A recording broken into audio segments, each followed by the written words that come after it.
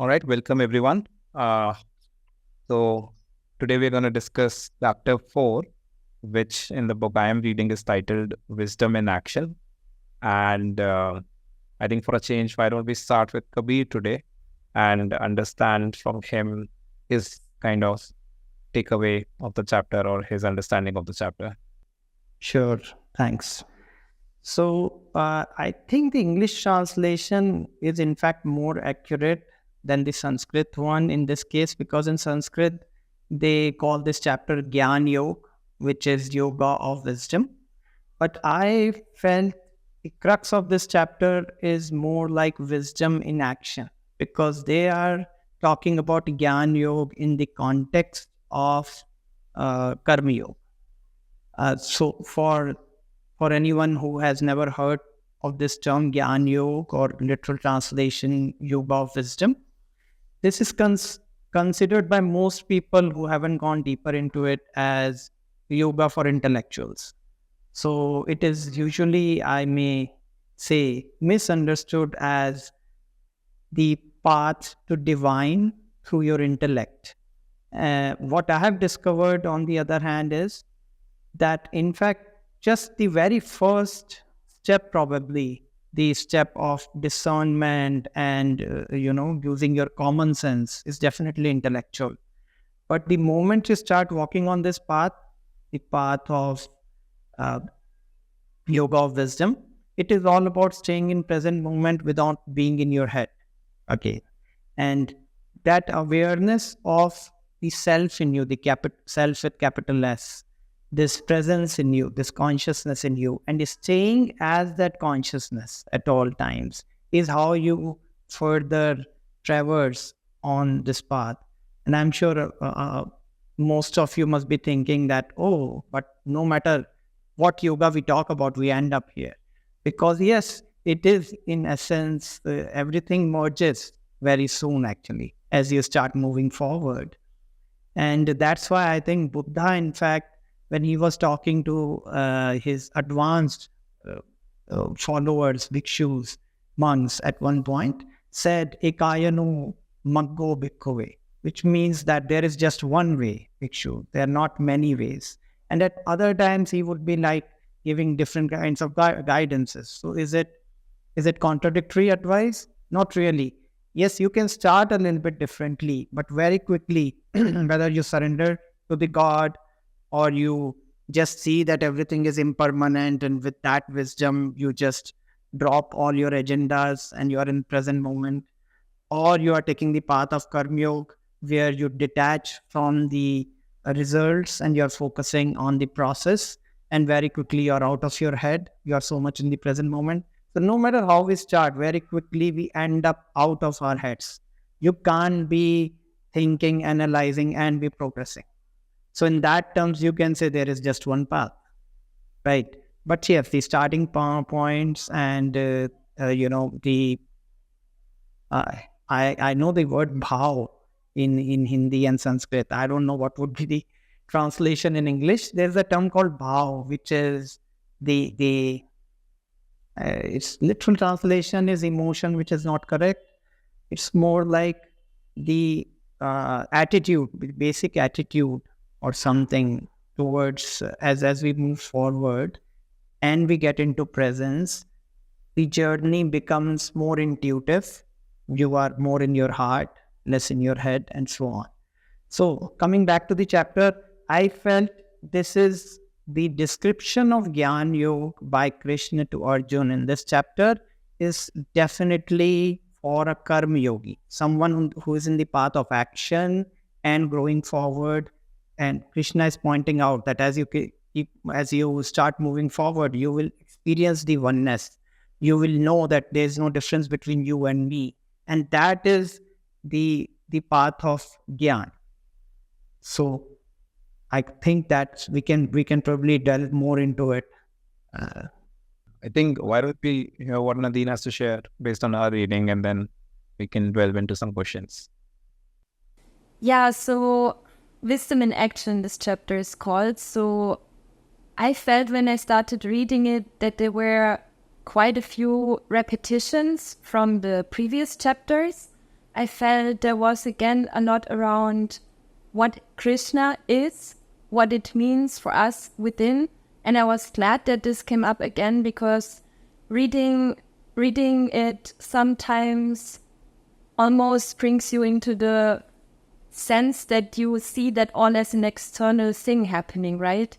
But he reminds us in that chapter very much that Krishna is that divine soul within us. And I feel that was very important, describing then the paths, and there are so many. I mean, there was one sentence which said, all paths are eventually leading to me. So there are different ways how maybe people can find their way to themselves, to realize this divine or this soul or that higher self, whatever you want to call it, or the God within you. I think some people would also phrase it like this, or Krishna as such, doesn't matter. It is the realization that there is a truth within yourself which you try to find. And some people just don't. They are repeating, trying to get more experiences in life, which actually not guide them closer to themselves. Some people mistake it for materialism, or, there were some examples like some people donate their wealth or offer their wealth in materialistic sense. Others, they offer their meditation. Others offer it by reading the scripts, etc. There are so many different paths, and I think everyone in everyday life needs to find for themselves what's the path that brings you closer to yourself. And some need maybe the absolute silence or the absolute cutting off from the world, and they need to completely spend their time like this to come there. And others, they may just find it in their daily life. And I think that would be a great option if we can all try that in our daily actions, to carry them out in a very conscious manner. I think that's what he also, or what was written in one of the sentences that struck me, where it said, it is about that you do things in awareness and not in your autopilot. Because when you're getting in your autopilot, that autopilot is often determined by our societal conditions, by duality, what we also discussed with this pleasure, pain, or I don't know, Kabir, in the last session you were saying that's craving and what was the other word? Aversion. Yeah, an aversion. So we can quickly get caught in that. There was also that sentence, for example, about competition, in our egoic life, when we are not centered, when we are not connected with our divine truth, then we can also get into comparing ourselves with others. We are getting into competition, and we are either suffering or we are gaining, right? Because this is what happens when you compare or compete. But to realize deeply within that everyone is unique. So I'm unique, so are all others. They're also unique. We are all unique in our own ways. So there is no competition at the end of the day. If you're really truly realized with yourself, then there isn't that you are better or worse than others. Because what also was in this chapter written again, and I think that came in the previous ones, if you're not attached to the results of your action, if you're not expecting that, then you are truly realized, because then you are free, because all these expectations are actually putting us in a cage. So I think the way to our true self is what Kabir also said, with being in the present moment awareness and taking conscious decisions, and really be honest with yourself from which space you are acting out. Is it really your true self, or are you maybe in your egoic mind? So that's what I took away from that chapter, more or less. Beautifully said. Okay. So was there another question? Yeah, I was going to ask a question to be, right? Because I think, the Dean made an interesting observation that she felt that it is very similar. And I think that is why, also because a lot of the outward signs of being in Karma Yoga or in Gyan Marg, right, looks very similar. And so my question is actually twofold. One is, did you also feel there is a lot of similarity in chapter 3 and chapter 4, or maybe... So the earlier sections are anyway summary, so it makes sense there'll be some similarity. But did you see any similarity in chapter 3 and 4? And then, more importantly, like, what is the difference between Karma Yoga and this Karma Marg and Gyan Marg? Because even when we were talking about the chapter of Karma Yoga, we were saying that yes, you need to be in constant awareness when you're doing an action. And we are saying Gyan Marg is also being in awareness. So then, are they two really different? And even for us beginner user, what will be the difference look like? If eventually, let's say they merge together and they look exactly the same. For a beginner, what that does, look differently for? Like, how does it look differently for a beginner? Sure. Great. So for sure, there are similarities and some repetition between chapter 3 and 4. And in fact, that would be the trend. In fact, that is true for all spiritual texts. For example, even if you read Eckhart Tolle's book, he always says that no matter what page you start, you would feel you are reading same thing. Because spirituality, for me, genuine spirituality is more like a lullaby, which is reminding you something which is right here, right now. And in that sense, every page, every chapter are pointers to the same reality, right?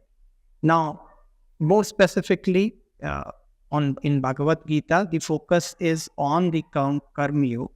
So you would be hearing Karma Yoga and touching on its basics. Krishna would be doing that almost in every chapter. So that's one part of it.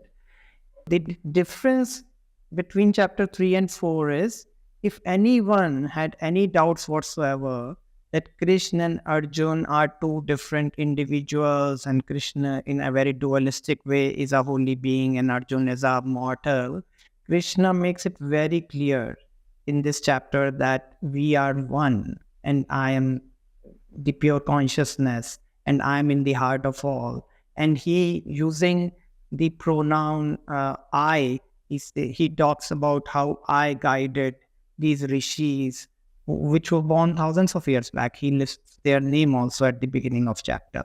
And Arjun, in fact, is taken aback by this point. And he said, hey, dude, you were not even born then. How could you have guided those great rishis? You're just born. And I found this particular answer from Krishna very fascinating, personally, because that is the exact answer in the Old Testament, which Jesus gives also. So Krishna answers Arjun, I'm not just this body that you're seeing. I'm the pure consciousness. I have always been, and I always am, I always will be. And when somebody asked Jesus, how old are you or something in that sort, and he said, I was there to teach Abraham the way of truth. And then somebody asked, hey, Abraham, come on, don't be so arrogant. You were not even born then. And then in response, Jesus says, before Abraham was, I am. It's very, very interesting grammar there used by Jesus. He says, before Abraham was, I am. He doesn't say I was, because he shifts that grammar by saying I always am. I am is a very important pronoun and combination in spirituality, which denotes just existence, timeless existence. And so those responses and how similar they are in these texts, which are thousands of years old, I just found it very fascinating how similar they were, right? Okay, so that is something which touched me actually while reading this chapter. Okay, coming back to your question, the difference between Karma Yoga and Gyan Yoga, even at the beginning, very beginning, right? For a Gyan Yogi, they need to have this attitude of discernment and critical thinking as their core quality. Somebody who wants to understand reality, uses common sense, uses experiences, and go by that. Karma Yogi is usually someone who is more drawn, who may see duality at the beginning level as the reality. He might have this strong sanskara or karma where, for example, he wants to liberate suffering or he wants to create something, and he's a bit attached with that idea. So he may not yet be able to let go of phenomenal reality as everything temporary, for example. Okay. So isn't there a contradiction when you say there is critical thinking and then you're saying Yes. that is actually you're not really thinking and analyzing too much? No, I use the term discernment, right? So when you are in the state of presence, there is still ability to differentiate and discern between, for example, if you put your finger in the fire, you don't need to be thinking to realize your finger will burn. So that smartness is there in the state of presence, but you are not necessarily intellectually analyzing it, right? So just maybe I should add one more, some more data, and then it will be clearer. So in case of Karma Yoga, one can start believing that they are a different person and another person is different, and this work is really important. But all they need to do is, if they could dissociate from the results of their action, and the purification starts. So from that, to that extent, I might even like to add that Karma Yoga is for a wider audience, no matter where you are. Even for someone studying in class 6, even they can be guided to start on the path of Karma Yoga. It may be difficult for most people to directly be at the level of discernment and notice the temporariness of things and enter the path at that note. So Gyan Yoga, in fact, like Krishna says later in this chapter, that all yogas come to Gyan. That is the purpose. So I would say that as there are few beings, probably because of their past lifetimes, that they are mature enough to enter Gyan Yoga directly. But for most people, they start with Bhakti Yoga, the yoga of devotion, or Karma Yoga, yoga of action, etc., or Raj Yoga, which is yoga of working with your prana or life energy, and then entering Gyan Yoga as they become more mature and their, if I may use the term, their voltage of presence grows. Does that answer to some extent? Possibly. For me, it does. I think, do you have any follow-up on that? No. Okay. So I think we did like an interesting thing you talked about, and I also think is a rebirth, and I think which is also part of this chapter. Yes. And I think Nadine and we did talk about it in one of the previous conversations, that as somebody, like at least in Indian culture, this has been something very fundamental. And then as you go, like, when you're born or in your very early years, you saw your grandparents, your parents talking about it, rebirth as a core tenet. And then somehow your education process makes you feel that if you believe in rebirth, there is something wrong with you, basically. But Nadine, as somebody else, not from India, we already talked about this, but I'd love to talk again about it. Like, what is your thought around rebirth? How do you look at it? And Yeah, it resonates with me a lot. Like, I think also when I came first to India in 2010, we went to Varanasi, and I saw there a very different, how do you say, culture of dealing with death. I felt very different from where I grew up in South Germany.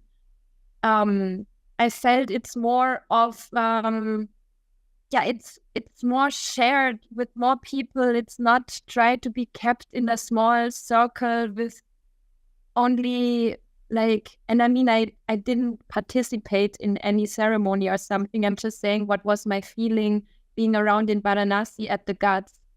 And back then it really struck me. I was like, okay, this is here very different somehow. And I started reading more about it, because if you grow up in a Christian-dominated society or village, in my sense, you fear death all the time. Death is the end of your life, and that's why you have to do everything you can in this one lifetime, right? Yeah. And I always felt strange about it. And then I had myself so many experiences where I felt I know something which I couldn't know from this lifetime. And that was my personal evidence that there is more than this one lifetime, because otherwise, how could I have this wisdom or this knowledge about things which I couldn't know in that mind reality, right? So for me, this was very appealing earlier on. And then when I came to India, it really clicked to me that there's different ways of like seeing death and rebirth and all of that. Yeah. So basically, you didn't have a lot of resistance to this thought, right? Like, is Not that at all. Not at all. I was glad when I figured it out. But for me personally, it took me some time. Like somewhere I knew, but there's so much. Like I've gone to a premier engineering college, and when I initially shared my acceptance to this thought, I was kind of ridiculed that I believe in rebirth. But finally I made my peace, and I think it's one of the very basic tenets of spirituality. Like for the whole spiritual theory to make sense, you have to believe into rebirth. If you don't believe in that, a lot of spirituality theory kind of will not make sense. Like at least it didn't for me. So Kabir, like, do you think it's important for people to believe in this for like at least I think in later stages, if not in earlier stages? In fact, I feel, okay, the short answer is no. I don't think it's necessary. I feel the only necessity of being on a spiritual path is if somebody wants to come out of suffering, they want to be happy today. That's probably sufficient. And so we can probably, it's not a bad idea to be kind of, yes, use our common sense and critical thinking and take something as a proposal and keep it aside.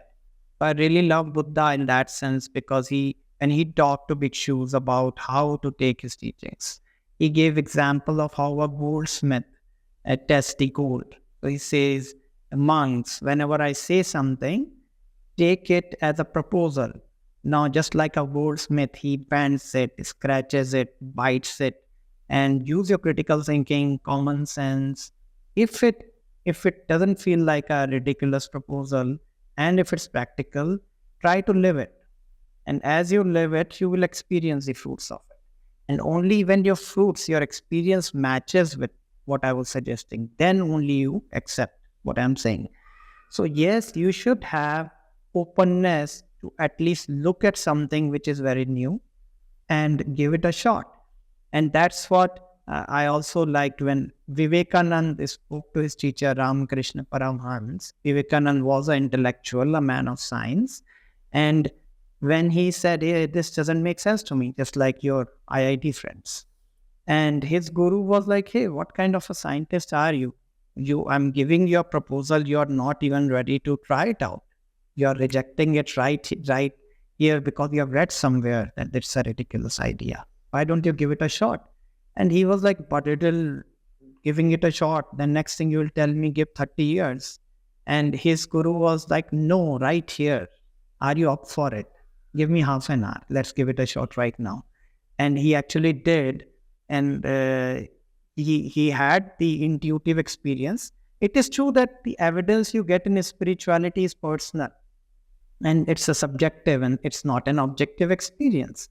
But to deny subjective experiences would mean denying all the emotions and feelings, because they are all subjective. When I say I'm feeling hurt, nobody knows what that hurt is exactly. They think they can relate with it, empathize with it, because they have felt something which is called by same name. But nobody can really feel my feelings, but they are very real to our quality of life. Same way, spiritual experiences are subjective and they are profound.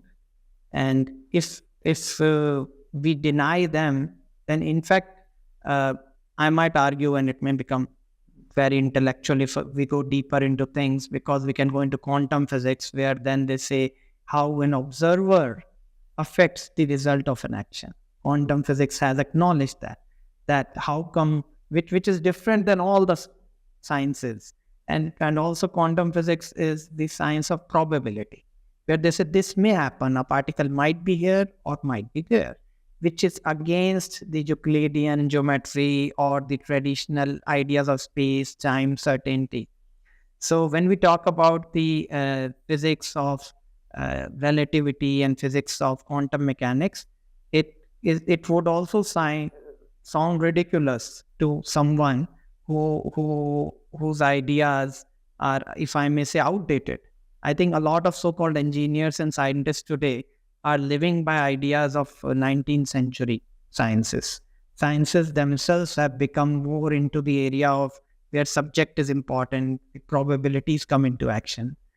So to answer your question, just to complete that, and coming to taking the reference of Buddha, I feel if somebody is open enough and they are ready to give it a shot to a proposal and then go by what they experience, that probably is good enough to walk on this path. At some point, they may get enough intuitive evidence, if not objective, enough intuitive clarity to probably accept some of these proposals like rebirth.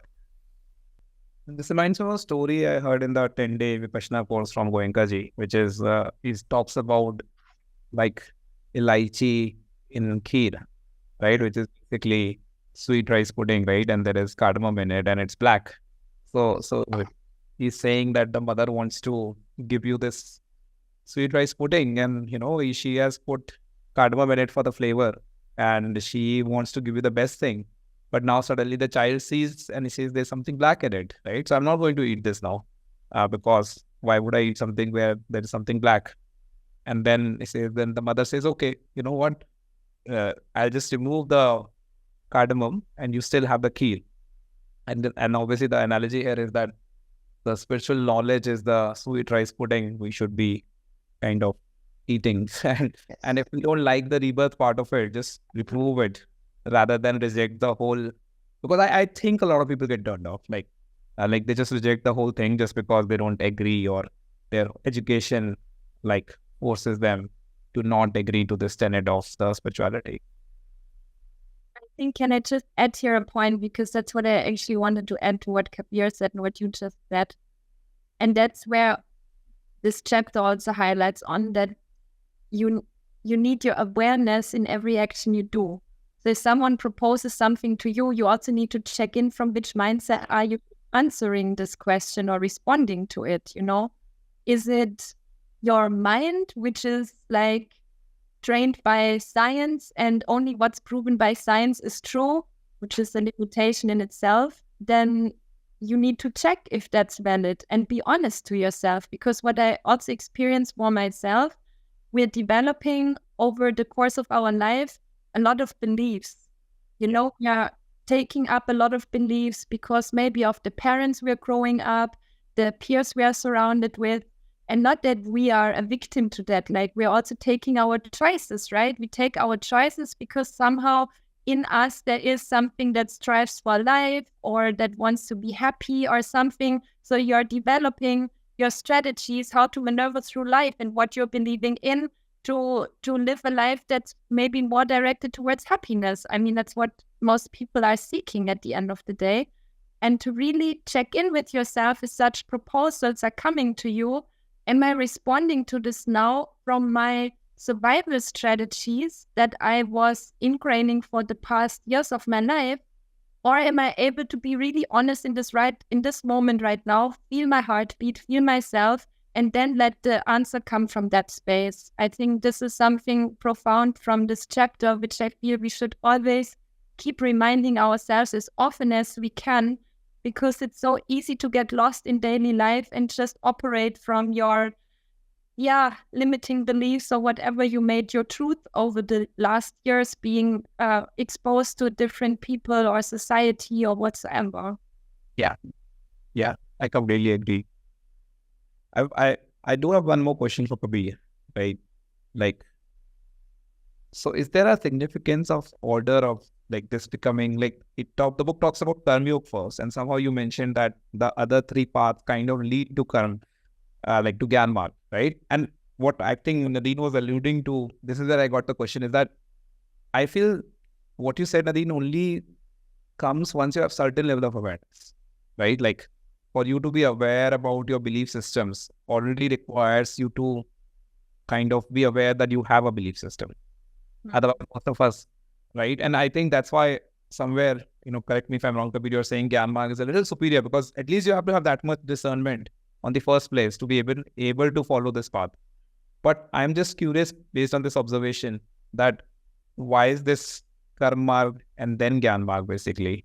And are the later chapters anyways talking about Bhakti Marg or Raj Marg in any way, or is it just Karm Marg, then Gyan Marg, and then it goes to some other direction, the book?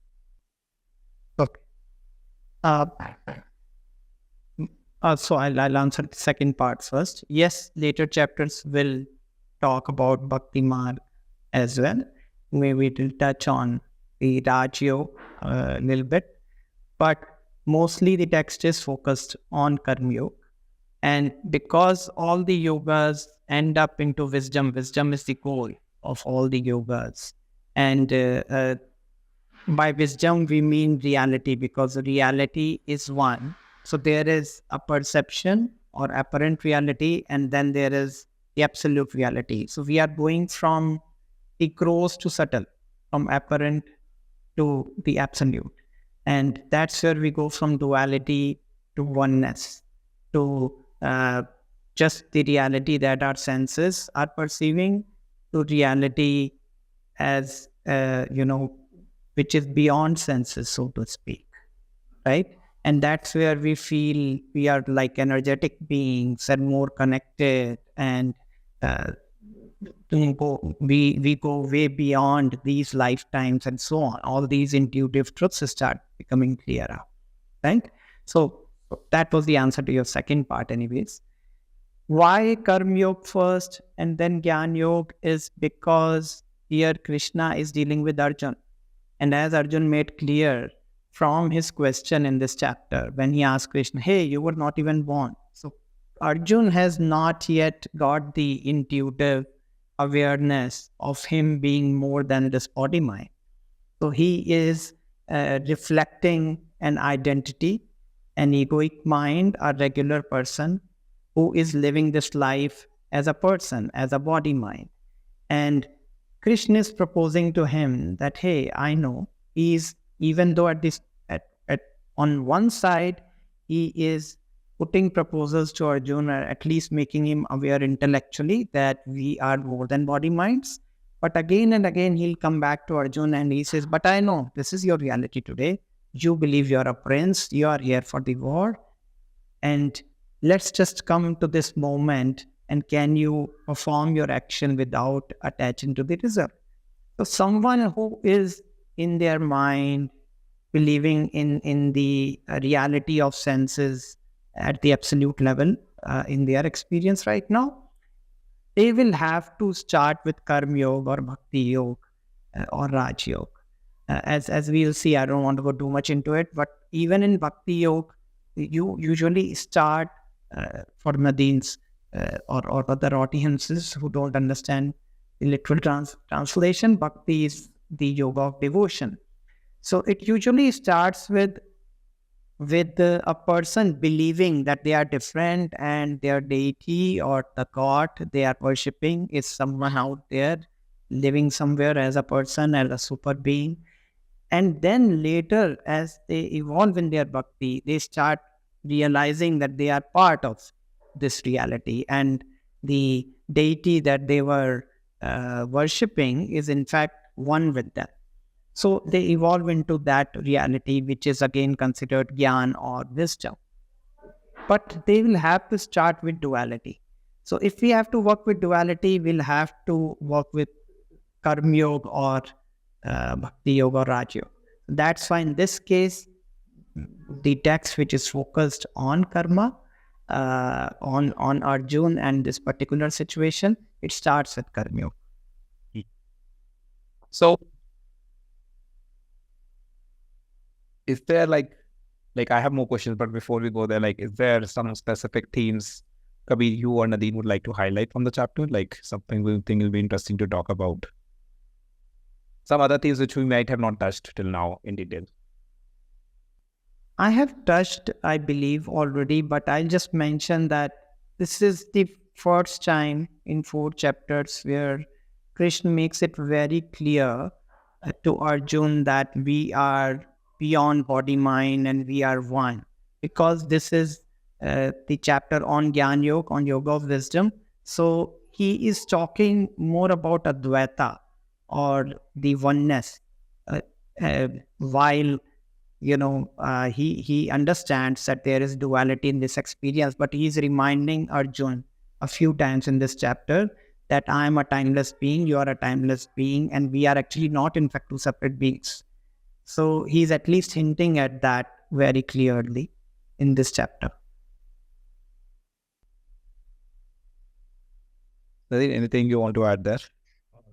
Yeah, for me, like just what I read is also, this is about how you get closer to yourself, right? How do you get closer to that Krishna within you, or whatever you want to call that?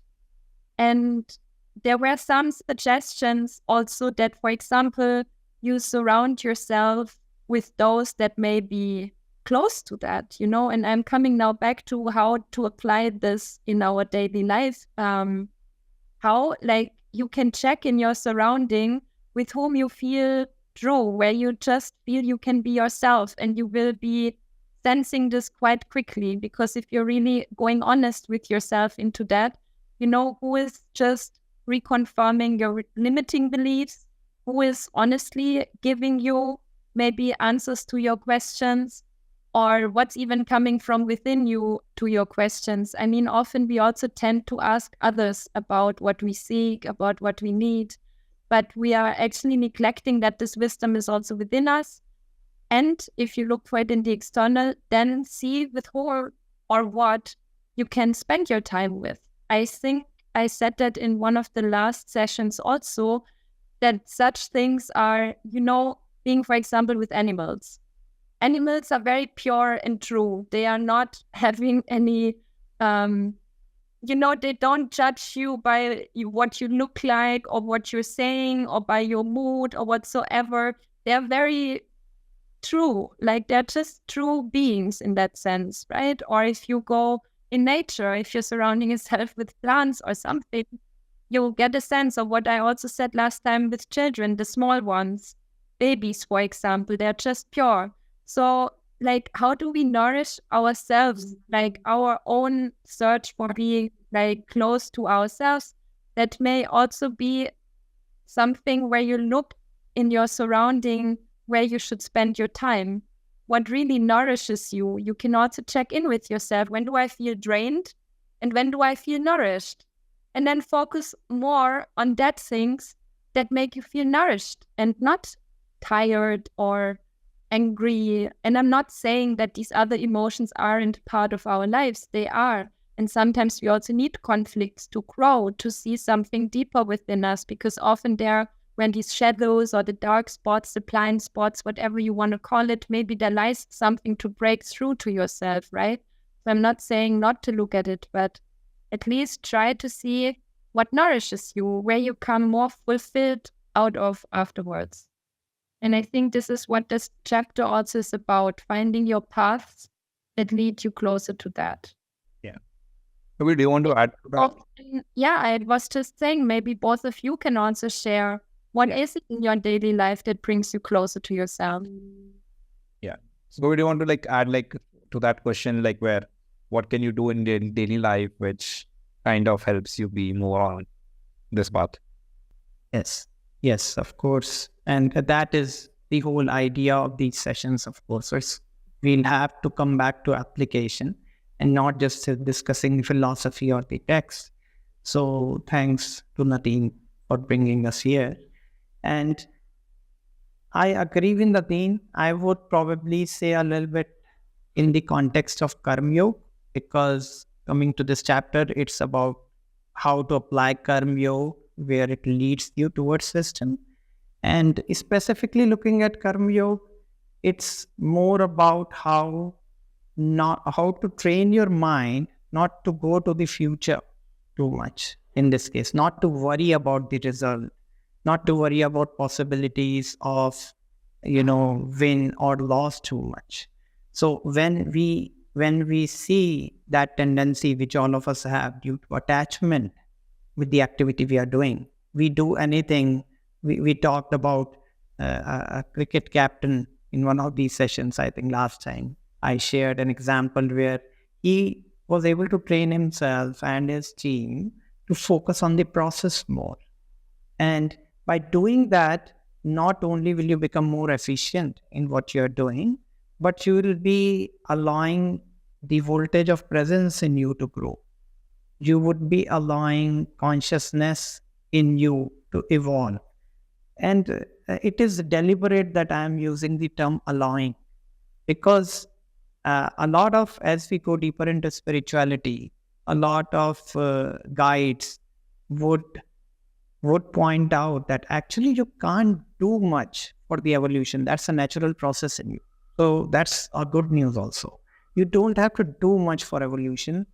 Just don't block it.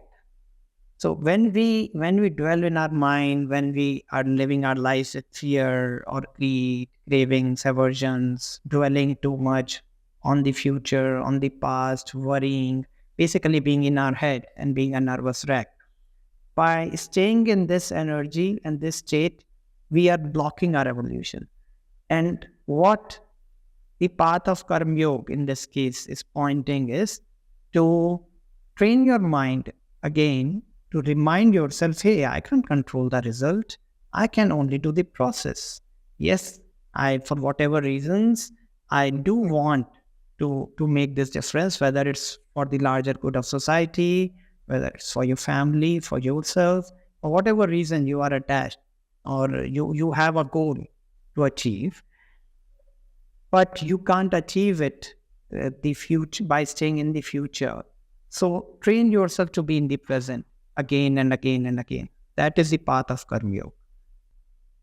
Maybe I can add to that, like what personally me helps also to come in this present moment is to connect with my body. Like that's really for me, and I think Eckhart Tolle also framed that gateways to the inner body, yes. And you're getting there and you feel yourself, then suddenly all your thoughts about past, future, worries, whatever is there, they are paused and you are creating space. Because I feel that what is mostly needed when you find yourself in loops of thoughts or compulsive thinking, how to create space. It's even when you inhale and exhale, there's this break between, that small break that you can extend. And for me, coming into my inner body, feeling the aliveness within, and that could be that I can just put my hand on my heart and I feel my heart beat. Or I'm breathing and I'm feeling my hand moving in and out on my chest, on my navel center. And that takes sometimes also time. You can also see and focus when I'm breathing. Do I actually only breathe here in the chest space? This is where I am right now? And then when you're guiding your breath down to your navel center, you feel suddenly you're calming down. Your entire system relaxes. At least for me, that's my experience. When I really get into that breathing space, then I can see that all the worries, everything is like the waves, they are like calming down. And then you also look around yourself and you're like, okay, I'm actually okay. Everything is okay right now. So it gives you space to distance yourself from that war that goes maybe on inside your thoughts.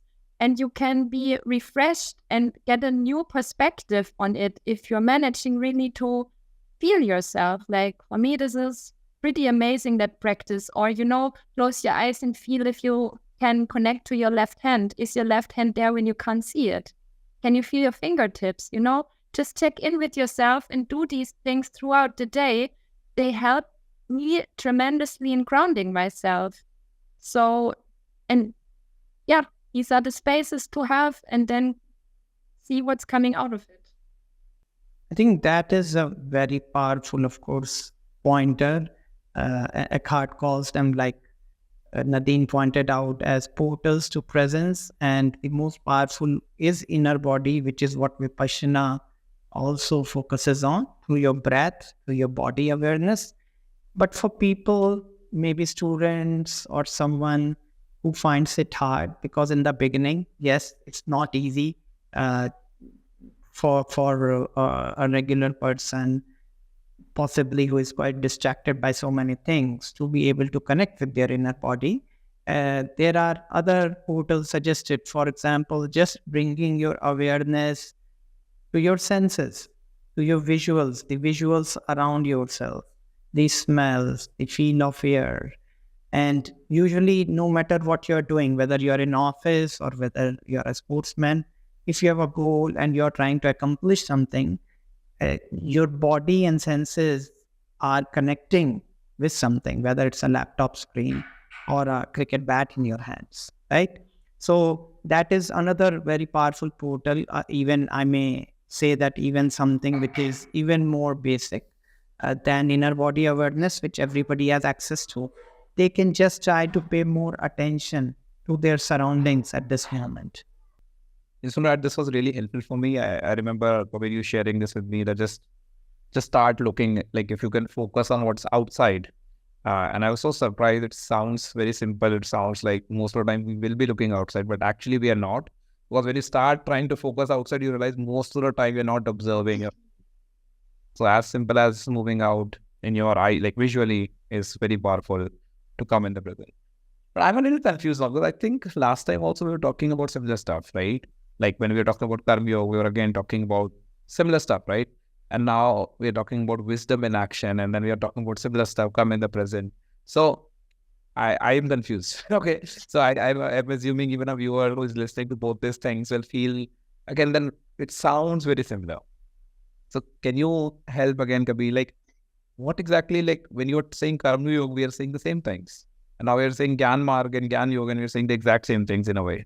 So what is the subtle difference here between these two parts? What does the word wisdom signify here in any case? And what does the word karma signify in the other case? Or selfless action signify in the other case? Someone who is an advanced Gyan yogi, for example, may actually not have any goal at all. They might say, I am in this state of presence, I don't even exist. And it is what is happening is what is happening. I don't have a goal. I don't even have a goal of enlightenment or anything. Let's see whatever is unfolding. But that would not be called a karma yogi, for example. A karma yogi, by definition, has a goal, has a phenomenal goal to achieve. The phenomenal goal might be just cleaning the house or making money or helping 1,000 people, right?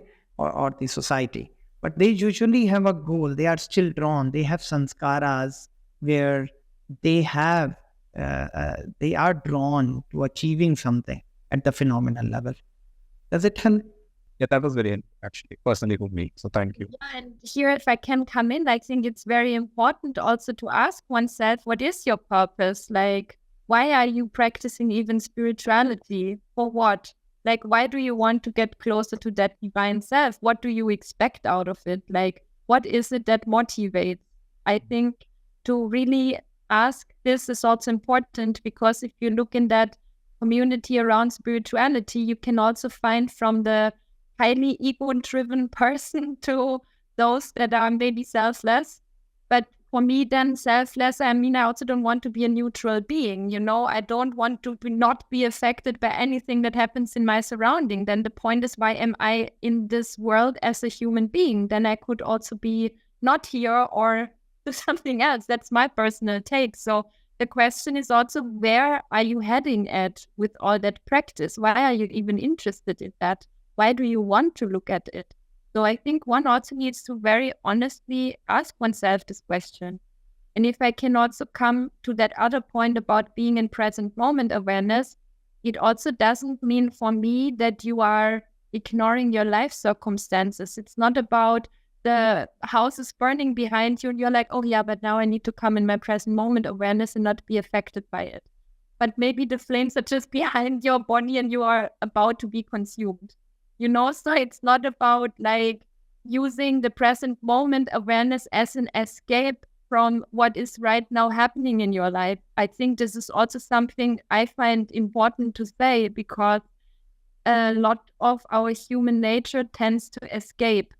And whatever that escape is, for some people it's drugs, for some people it's something else, for some people it's even spirituality. It can be an escape from your life circumstances. So be honest with yourself why you are interested in it. What are you seeking there? And what's your motive? I think that's something I would like to share with maybe those who are listening to that conversation of ours. Very interesting, because I personally felt I got stuck with this question for a long time. So I would actually even give caution to asking this question, or like at least I felt the question on the path eventually became less relevant. But I got intellectually stuck on this question that what is the purpose of, like you said, right? Like you don't want to be useful, so that makes sense to me. I resonate with that. Like, but then that's a very tricky question, because as you say, okay, what do you really want? And if you go very intellectually about it, then it's really, really like, at least I took me to a path of nihilism, which is like, it is meaningless. And then very interestingly, spirituality also told the same answer for me, which was, it is meaningless, but somehow that was very liberating and very empowering for me. So, but I just want to share that I have like almost spent 8 years on this question, what is the purpose of life? Like, and what do you want to get out of it? And then I didn't get an answer fully, but I think the question dropped for me at some point. So, but Kabir, why don't you share your thoughts on this? Like, I love Buddha's take on it. For him, purpose of all the spirituality is very simple. It's end of suffering. So if it's not reducing our suffering, if it's not making us joyful, or at least leading in that direction, right? So now, if you talk to a karma yogi, and yes, Gyan yogis have often been dismissed also by others, someone who is living in that space of oneness and therefore feels a lot more neutral from outside, right?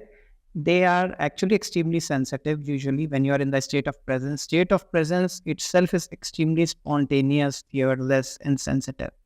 So definitely you would never see someone in the state of presence. They would be aware of probably the flame behind their heads far earlier than anyone else. They're at the level of bodies, they're far more, alert, for example, because they are so much in the present moment, because they have no agenda, right? So life responds through them. However, this is something I experienced in my journey and I want to share. I started the journey as a person who wanted to be free of suffering. And when in my own journey, I experienced the first moment when the I who was on the journey disappeared. And then my guide asked me, so what else do you want?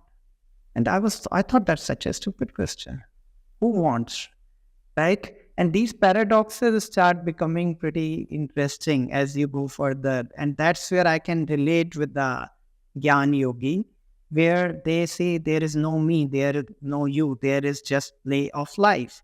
But then an intellectual who would hear this statement would say that sounds very inaction or very stupid. Like one may say that, okay, fire would come, you would just burn. And they are saying, who said that? I don't know what I'll do. Maybe I'll throw you in the fire. Just joking, right? So they are like, I don't know what I'll do. I'll do what I have to do. I'll run, or if a lion comes, what would you do? I don't know. I'll run, or lion will run. I don't know what will happen. So they are far more spontaneous. They allow life to flow through them. But like how Rumi said, that I don't write the poetry, I am the pen and Allah writes through me. So they become less of an identity and more as equipments, where when they say that, they are not saying that we are not going to do anything. They are like, we just don't know what we'll be doing tomorrow or day after. And we have allowed the life which is running this entire cosmos, it to run this form as well, which was, by the way, happening anyways. We are just recognizing and surrendering to that truth. Now, here is the difference, Shashank. A karma yogi wouldn't say that yet. He would say, no, I'm drawn to this goal. I have to help the people. I'm feeling this injustice and I want to do something about it. And yes, they might say that that's a nice way, like Nadine said. In fact, I have unfortunately known more people than I would want to, who use this advanced state of surrender and spontaneity as an escape or excuse to say, hey, I don't want to be political, I'm spiritual. I don't want to be environmentalist. I'm spiritual. I would be spontaneous. You ask them, who do you want to vote for? They say, I don't think about these things. I am one with the universe. No, they are not. They are not one with the universe. Their behavior and reactions would show that they aren't. They use these terms of Advaita and oneness as just an excuse to, for their cowardice in some cases, or not taking actions and justifying or putting them as egos at a superior place, that I'm a superior to karma yogis, for example. So it is a dangerous slope, and unfortunately very difficult from outside to judge, except for our intuition, for example, there to guide. So we leave it at that. But maybe in this conversation, I think we have been able to differentiate between Karma Yoga and Gyan Yoga to some extent. Last question before, and I think it's the title itself, like, which is, what is the significance of word wisdom here? And how, I think, because a lot of people understand knowledge. Gyans, in the word, which literal meaning can sometimes also be knowledge for someone. So might be just, if we can spend a minute on wisdom, the significance of wisdom in this title, and then how is it different from knowledge, which a lot of people interpret this to be. Great. Thank you. So I believe I had read, again, somebody wise had put it this way, that knowledge is something that you add to yourself every day, and wisdom is something which emanates when you drop something, your belief systems, attachments, etc., every day. So wisdom is something which is inherent in us. Somebody could be a very absolute simpleton who never went to school, never heard about these terms, Gyan Yoga, Karma Yoga, never heard a word on spirituality, might still be a very wise person, or a wiser person than someone, a professor, who has read all these Upanishads and Vedas and Bhagavad Gita, and they are very knowledgeable because they can recite these scriptures, they can intellectually explain it deeply. And so one can be both knowledgeable and wise, of course. It's not one way or the other. But knowledge is definitely not a prerequisite for wisdom. Wisdom is something inherent. It's more experiential. It's more intuitive. And so if someone, for example, intuitively know their subtler, truer nature, the changeless being in them, that would be a wise person. Even though they may not have the worldly knowledge or spiritual knowledge, they would be operating in life without cravings and aversions or fears, which someone else who might be very knowledgeable, but if they believe they are just this body mind, would be living in fear. If something is happening to their family members, to themselves, to financially, to a person who thinks that they are body mind, there are so many things. There is fear at every turn, actually. But as they move towards the path of wisdom, which is again going within, which is again realizing reality as it is, and not just as it is perceived by senses, but as it is. Like, or if I may digress a little bit to touch on and to explain this. So Newton explained the world as it was perceived through our senses, Isaac Newton. And his physics laws were based on the observation from what senses were telling. Einstein somehow was able to go beyond that. He predicted that space and time is not absolute, even though he didn't have tools at that time to come to that judgment immediately. And they were proven later. Many of his predictions were proven later. So somewhere he had these insights, this intuition, and that's why I find it very intriguing and interesting when you read Einstein's conversations. It feels like you are listening to a wise guru somewhere, someone who is very spiritual. He always talked about that, I don't know where I got this answer from. I was just quiet. I wasn't intellectually analyzing. I had this intuition, and then mathematics confirmed it, right? And later the observations confirmed it. So wisdom is that X factor which takes us to the reality beyond our senses. And as you go closer to reality and it becomes our living reality, you are freeing yourself out of suffering. You can't be suffering. You are joyful. You are in the state of oneness and fearlessness. That was very helpful. So I think I've just realized, at every end of these chapter discussions, I feel the summary is in the title itself. And that is, and I think we can spend 1 hour just talking about titles now, because like selfless action was so, like there's so much more appreciation towards the end of this conversation of how that title kind of reflects the whole chapter. And in a similar way, I would like to conclude that wisdom in action for me now is, so wisdom word is being used both as, you can say intuition, awareness, or the God itself, which sits within us. So how probably you can be in action and still be connected to that wisdom, and still be in that intuitive place, still be connected with the one. And that's for me what this chapter signifies. That's what I'm going to leave all our viewers with. And hopefully we connect again and talk about chapter 5 next. Thank you for beautifully summarizing it, Shashank. That was really nice. Thank you so much. Thanks both of you for our conversation. Yes. See you all next week. Yeah, see you. Have a nice weekend. Yeah, bye-bye.